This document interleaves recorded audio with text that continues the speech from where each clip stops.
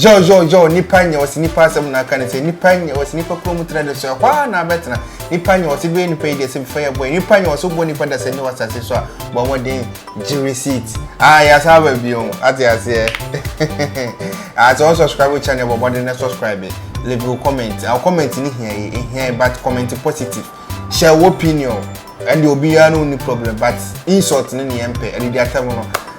too much yesre mo ati ase se video no wani je ho a hwe na comment se wani je ho a mesere obebire wo ho hwe sa videos no eno aru enye gidigidi bia yesre mo a atemnide ni too much opinion ana ye nyina ye share nti obi a wo no opinion there you have every right to share your opinion what you say na mesaka pictures bi na me pe videos but my videos ye dey Ghana ha ya yen tu kwan yen ko ba bia no kre yen panifo ne moaye no kre enioma nkoye yete ase but these pictures my friend is going to catch some attention. I am Michigan first picture na beto hono enya Ghana yeah no kre enya Ghana ba akokora say abrichire no US abonte so na wo hwe no minia ori ya pictures no wa hwe kan na tonsuo mu na amem enye lake o enye US lake o eye main street high street ana eyire no enti there are people that omu twa ba bia hoye kama no e de bekire ebedi diatem ema ye nhunu se aha ye afu mu no heavy eyiri nim sese ba bia Judas grad wan ko heavy nim ba bia enji Gabriel gina sisi se hoye heavy dia ene heavy eyiri my friend mammo bia na ada yo Twene Jonas stop what you are doing ubetimi akire wadwene but atemdidie ni nti mi atemdidie ade kan ho nti na ama me soso mi yewe ya na say ama me soso me pe videos na pictures e de kire wo say kanokore no is true e ho fe ho ye kama but e ma ye looki miserable because obi atana ha meki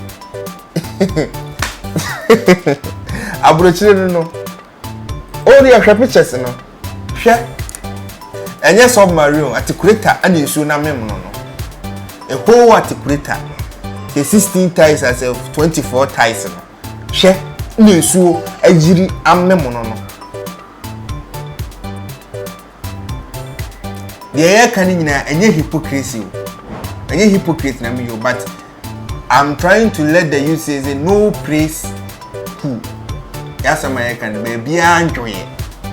baby anya bete US no nye so ko ya na enioma akoye ya ma se de ebi mu kremu se hoye heaven hoye be se hoye place oh me dey my confuse kra US na yire no me share picture of one ka say submarine but I articulator marine it's about time I was see me any daho it's about time me kwa say me obi ability ye afamu de no was see so ye dey ye eni ne hia na say US it me yiri say dia na afamu hafo ye ya de oh no kre afamu hafo ya de eti Twene Jonas chairman obia nka se bibia but atemdidie na udidi empanimfo no enye good sign the next generation are about to learn what you are doing and kromo mo no nti eti panyini bia kwa kodidi obi atem ana se enkro mo wo US no omadi do mo mpanimfo atem obi didi Joe Biden atem obi ani di obi atem but ombefa the right channel the right procedure ma kan post bi Shatawale ana o se mote Twitter ana mudi atem na we e ba se mu nko ani mu so obi anko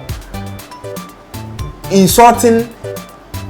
giving bad comment and I say insulting comment no and solve this problem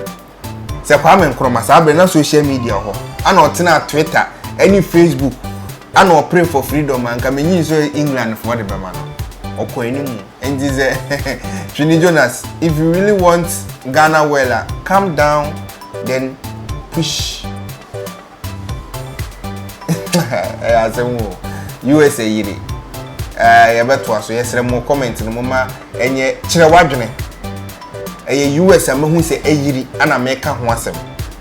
US insu afa ho a articulate ada ne submarine ana meka ho asem. Baby efe. Baby nyefe. Mo kan mo kan nyina bom. Enti se oba ma comment no me kire se enye US ana se US emidi di atem na atem die no enso hwe u di atem atoko.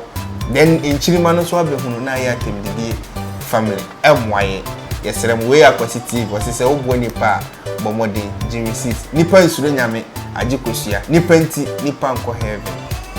piao.